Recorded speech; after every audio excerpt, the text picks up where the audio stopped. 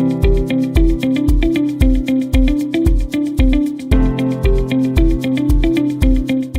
tal? ¿Cómo están? Les saluda Evelyn Galvez y les doy la bienvenida a una nueva edición del programa Perfiles de la Justicia.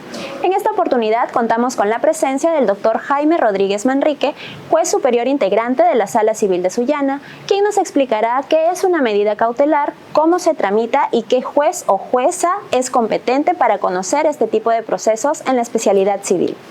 Doctor, ¿cómo está? Muchas gracias por acompañarnos en nuestro programa. Bienvenido.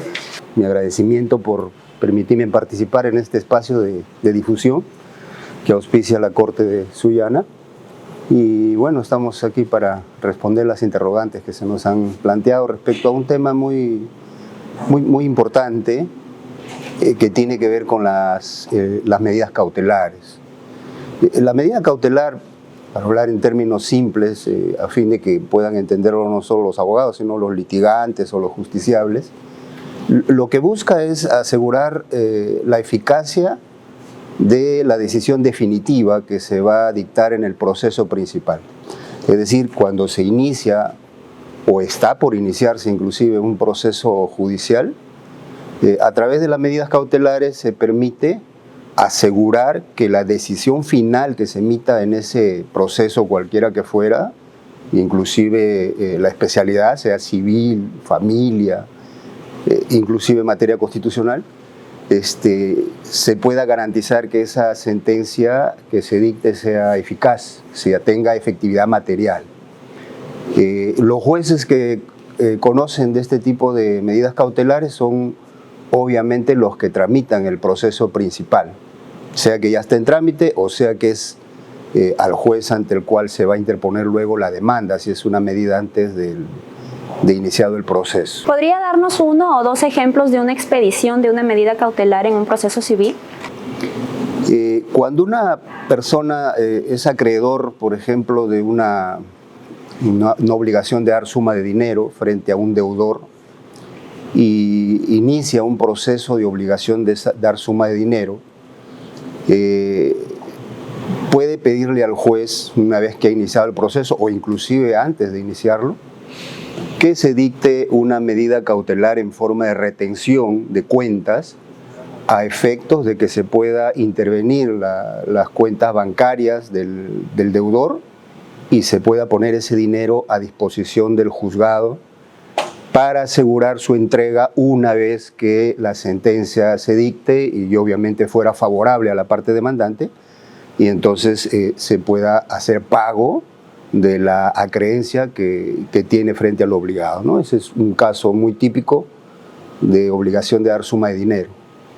Y otro tema puede ser, por ejemplo, en los procesos de alimentos, que son muy recurrentes, en los que prácticamente lo que se pide es un adelanto de la decisión definitiva, porque en el tema alimentario las pensiones alimenticias pueden ser pedidas a través de medida cautelar de manera anticipada, es algo así como una ejecución anticipada de la sentencia, a efectos de garantizar que se pueda cubrir las necesidades del alimentista.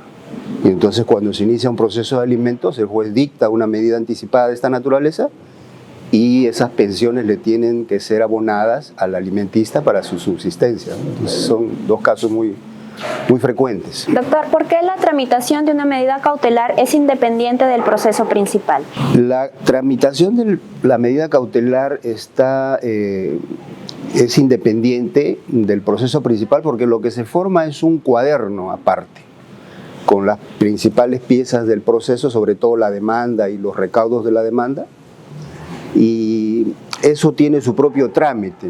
Claro, no significa que está separada del proceso principal, porque finalmente tiene un carácter instrumental, va a seguir la suerte de lo que ocurra en el proceso principal, pero en respecto de su trámite, la medida cautelar tiene su propio procedimiento que está previsto en la ley. ¿Qué características tiene este procedimiento? ¿Y qué juez es competente para dictar esta medida? El procedimiento cautelar, la característica que tiene es que es breve, rápido y sobre todo tiene una característica fundamental, que se dicta sin conocimiento de la parte contraria, ¿no? lo que se conoce como inaudita pars, ¿no? O sea, en la medida que se trata de una medida cautelar, valga la redundancia, que está dirigida a afectar los derechos o los bienes del obligado, obviamente es lógico que se dicte sin su conocimiento, porque de lo contrario se podría entorpecer la ejecución de la medida, y eso no significa que se perjudique su derecho de defensa, porque una vez que se dicta la medida puede oponerse o en su momento, si es necesario, apelar de la decisión para que la instancia superior pueda revisarla y ver si efectivamente se ha dictado con arreglo a ley, ¿no? Entonces, esa es una característica central. Para no dejar incompleta la respuesta, lo mencioné al inicio, el juez competente es el juez que conoce del proceso principal. ¿En qué momento, doctor, se puede presentar una medida cautelar? En el ordenamiento procesal civil está previsto que se puede pedir incluso antes de iniciado el proceso. Antes de iniciado el proceso se puede pedir una medida cautelar y luego, en el plazo que establece la ley, se inicia el proceso ante el juez competente. Si el proceso ya está iniciado, porque ya se interpuso la demanda, se puede solicitar la medida cautelar inclusive después de dictada la sentencia.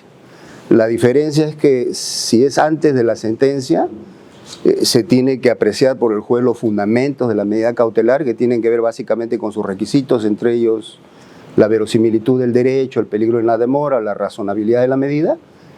Y si fuera después de dictada la sentencia, prácticamente los fundamentos ya no son exigibles, porque ya el juez con la sentencia ha asumido certeza de que le corresponde ese derecho al demandante o al solicitante de la medida cautelar. Ya tiene una sentencia favorable, entonces el trámite es mucho más simple. Doctor, ¿cuáles son los presupuestos para el otorgamiento de medidas cautelares? En nuestro ordenamiento, el otorgamiento de medidas cautelares requiere de 3 requisitos que son indispensables y son concurrentes, no puede faltar ninguno de ellos. Es el tema de la verosimilitud del derecho, que no es otra cosa que la apariencia del derecho que le corresponda a la parte demandante. Ahí entra a tallar un juicio de probabilidad de que la sentencia le podría ser favorable. No es un juicio de certeza. En esto hay que tener muchísimo cuidado porque, y lo digo con la mejor intención, es frecuente que los jueces, cuando aprecian el tema de la verosimilitud del derecho como requisito de la medida cautelar, en muchos casos la deniegan, la declaran improcedente, sosteniendo como fundamento que es en la sentencia en la cual se va a establecer si corresponde o no el derecho. Y esto pues no tiene asidero legal, por cuanto significa desconocer la esencia misma de la medida cautelar. Si es recién en la sentencia en la cual se va a apreciar si corresponde o no el derecho, no hay medida cautelar que valga. La medida cautelar lo único que exige es el requisito de la verosimilitud del derecho, que es un grado de conocimiento menor al de la certeza. En la sentencia obviamente ya el juez ha asumido certeza, pero eso a veces ocurre y entonces da pie a que la instancia superior tenga que estar anulando esas decisiones porque no tienen sustento, ¿no? Ese es en cuanto al requisito de la verosimilitud del derecho, que no es otra cosa pues que la capacidad que tiene el juez para apreciar de los primeros recaudos de la demanda, si se quiere, si resulta probable que la sentencia que se va a dictar en ese proceso le va a ser favorable a la parte demandante. Eso es en esencia. El otro requisito esencial es el del peligro en la demora, que normalmente está relacionado con la duración de los procesos. Aun cuando se ha avanzado en ese tema, los procesos tratan de ser más simples, tenemos ya el expediente judicial electrónico, pero aún así el proceso judicial demora. Y en la medida que el proceso judicial demora, pues al justiciable le interesa garantizar que la decisión definitiva que se va a dictar le sea asegurada en su ejecución. O sea, esto tiene que ver mucho con la tutela jurisdiccional efectiva. De nada le sirve al demandante acceder al proceso judicial, aportar pruebas, que estas pruebas sean actuadas, que estas pruebas sean debidamente valoradas en la sentencia y que finalmente en la sentencia le dé la razón y declare que le corresponde el derecho que reclama, si no va a tener efectividad material posteriormente, si no se va a hacer efectivo. Aquí hay un problema fundamental. Los juzgados, y esto los jueces pueden dar fe de eso, están atiborrados de procesos judiciales que están en ejecución de sentencia y que todavía no terminan. Entonces, la medida cautelar tiene que ver mucho con esto, porque precisamente si la defensa es eficiente y logra obtener una medida cautelar, una vez que tenga una sentencia definitiva favorable al demandante, va a poder garantizar la ejecución de la sentencia que le ha reconocido su derecho y no tener que esperar pues, durante un montón de tiempo que se haga efectivo ese derecho. De nada le sirve que se le haya reconocido o declarado si no lo va a hacer efectivo. El tema de la razonabilidad de la medida cautelar también es otro requisito que se ha introducido, que tiene que ver con que la medida que se está solicitando sea aquella que es apropiada o adecuada para garantizar la eficacia de la pretensión que se ha planteado en la demanda y que finalmente va a ser reconocida en la sentencia. ¿Cómo se ejecuta una medida cautelar? Hay medidas cautelares respecto de las cuales el encargado de la ejecución es básicamente el secretario de juzgado, ahora el asistente jurisdiccional respectivo, y de ser necesario con el auxilio de la fuerza pública, ¿no? Cuando se trata de medidas cautelares, por ejemplo, de secuestro conservativo, o también de retención de cuentas. Y hay otras medidas cautelares en las que la ejecución está a cargo de algún funcionario o autoridad competente, en las cuales el juzgado oficia a la autoridad competente que fuera para que se cumpla con lo que se ha resuelto en el juzgado, ¿no? Básicamente tiene que ver con la clase de medida cautelar que se está dictando. ¿A qué se le denomina contracautela? La contracautela es otro requisito de carácter formal de la medida cautelar, porque la contracautela está dirigida también a garantizar, esta vez, el resarcimiento de los daños y perjuicios que se le podría causar con la medida cautelar a la parte ejecutada. Obviamente esto significa el supuesto de que finalmente la sentencia le sea desfavorable al que ha obtenido la medida cautelar. Entonces, en ese supuesto, la parte ejecutada con esta medida cautelar podría reclamar que se le ha causado daños, perjuicios con la ejecución de una medida que resulta infructuosa porque finalmente la sentencia le ha sido desfavorable a la parte demandante. Y entonces ahí entra a tallar la contracautela, que puede ser de naturaleza real o de naturaleza personal, para cubrir ese resarcimiento en favor de la parte que se ha visto afectada con la medida cautelar dictada, ¿no? Esa es básicamente la función de la contracautela. ¿Qué diferencia hay entre real y personal? La contracautela de carácter personal es en nuestro ordenamiento procesal básicamente es el tema de la caución juratoria. O sea, basta que la parte ejecutante se comprometa formalmente a resarcir los daños hasta por determinado monto, y eso es admisible, es procedente en determinados casos y dependiendo también de la medida cautelar de que se trate. Y hay otras contracautelas de naturaleza real que sí tiene que ver con poner a disposición del juzgado algún bien de propiedad del solicitante de la medida cautelar y que eventualmente pudiera servir para resarcir los daños que se han causado al ejecutado, ¿no? Básicamente es esa la distinción. ¿De qué manera ha fortalecido la aplicación de la oralidad y el expediente electrónico en los procesos civiles? Bueno, evidentemente los resultados están a la vista, ¿no? Desde que la oralidad se ha introducido en el proceso civil, en los trámites de los procesos civiles se han vuelto más expeditivos y fundamentalmente le permiten al juez resolver en menor tiempo y con un mayor estudio de lo actuado, porque desde que ingresa la demanda el juez está tomando conocimiento de las pretensiones planteadas, los fundamentos que le sirven de sustento, las pruebas que se están aportando, y en términos de oralidad, una vez producida la intervención de las partes, sus abogados, está en mucho mejores condiciones de resolver apropiadamente el proceso que la situación en la que estábamos cuando los procesos eran eminentemente escritos, ¿no?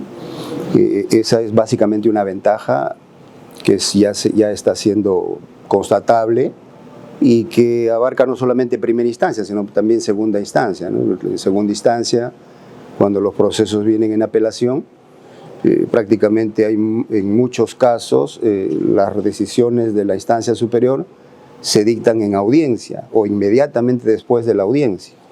Entonces, en términos de tiempo, sobre todo, y de calidad de la decisión, se ha mejorado a raíz de la introducción de la oralidad civil, ¿no? Doctor, quisiéramos pasar a otro tema que está vinculado a una fecha muy importante, ¿no?, que está próxima a conmemorarse, como es el Día del Juez. En cuanto a su formación, ¿no?, su trayectoria y experiencia como magistrado, ¿cuál debe ser el perfil de un juez que tenga una auténtica vocación de servicio? Gran tema. Dicen por ahí las personas, por más profesionales que sean, principalmente deben ser buenas personas. La vocación tiene que ver mucho con todas las profesiones, pero en el caso del derecho y en el caso de la magistratura, la vocación es fundamental porque está ligado al criterio de justicia. La vocación le permite al juez poder avisorar dentro de un proceso, sea escrito, sea con oralidad, sea un proceso electrónico, que ahí hay un drama humano, hay personas que están reclamando derechos, están litigando para que se les reconozca el derecho que reclaman o que se declare el derecho que están señalando en la demanda, y eso es un problema de carácter humano. O sea, ¿por qué digo que la vocación tiene que ver con esto? Porque cuando el juez advierte que se ha producido una injusticia y obviamente se está acudiendo al órgano jurisdiccional para repararla, yo creo que eso inmediatamente el juez lo advierte precisamente por un tema de vocación.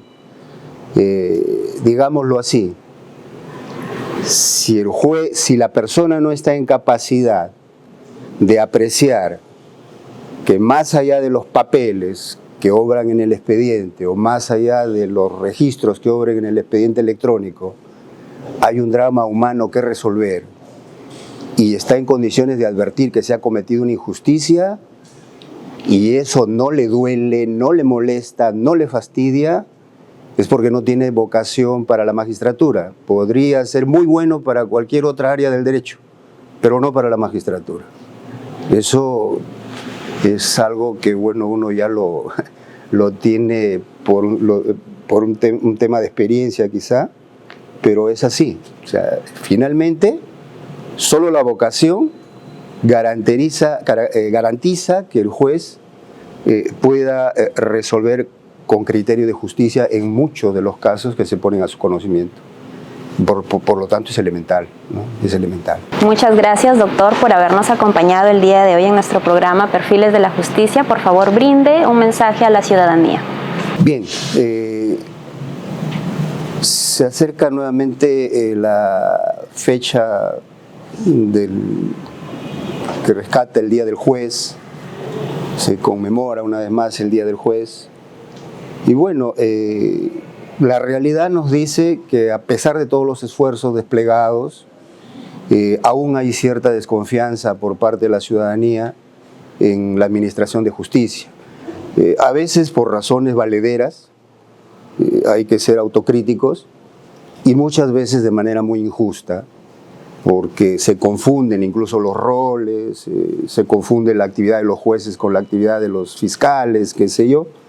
Y entonces hay cierta desazón que no ha sido, reconozcamos que no ha sido corregida aún. Hay cierta falta de legitimidad social que obviamente nos implica una gran tarea. Bueno, no hay ninguna otra forma de avanzar en eso que trabajando con transparencia, con rapidez, reconociendo, declarando el derecho a quien corresponda, sin intereses subalternos de ninguna naturaleza, y garantizando que los justiciables que acuden al Poder Judicial por un servicio de administración de justicia sean debidamente atendidos y las decisiones judiciales sean debidamente dictadas oportunamente y sean cumplidas oportunamente. Esa es la tarea, y es una gran tarea obviamente en la que estamos involucrados jueces y trabajadores judiciales todos los días. La población tendría que confiar, por lo menos en Sullana los esfuerzos que se vienen haciendo son loables. Prueba de ello incluso es este espacio de difusión donde se trata de hacer saber a la ciudadanía los distintos temas que son propios del quehacer jurisdiccional. Y bueno, hay que confiar. Y los señores abogados también tienen un rol en este tema porque son los encargados de guiar los intereses de sus patrocinados, y en estos tiempos es necesario contar con ayudas tecnológicas.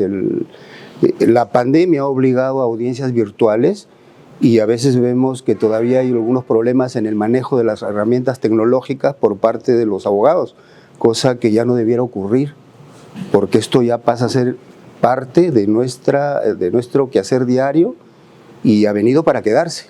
Entonces hay que estar a tono con todo eso y bueno, en todo caso, adelantándome a la fecha, feliz día del juez, feliz día a todos mis colegas y bueno, que sea pues una fecha de reflexión en esta tarea jurisdiccional, ¿no? Muchas gracias. Bien, esa ha sido la entrevista con el doctor Jaime Rodríguez Manrique, quien nos ha explicado sobre las medidas cautelares en el proceso civil. Agradecerles por su preferencia y no olviden que pueden seguir nuestras redes sociales de Facebook y YouTube. Nos reencontramos en la siguiente edición. Muchas gracias. Hasta pronto.